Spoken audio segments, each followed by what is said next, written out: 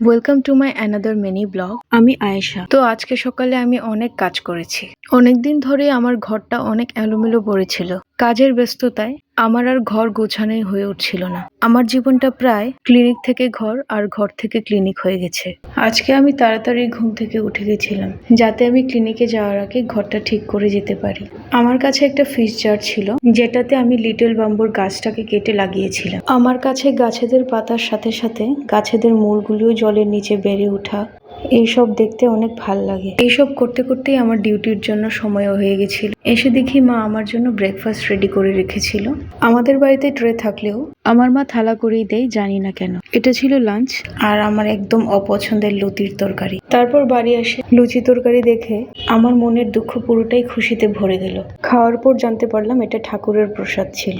ডিনারে মা আমার খিদে না থাকার কারণ বুঝতে পেরে আলু ভাজা বানিয়েছিল। মাঝে মাঝে ডিনারে বিশেষ কিছু না থাকলে এইভাবে আলু ভাজা দিয়ে ভাত খেতে ভীষণ ভালো লাগে। আজকের মতো এইটুকুই। Thank you.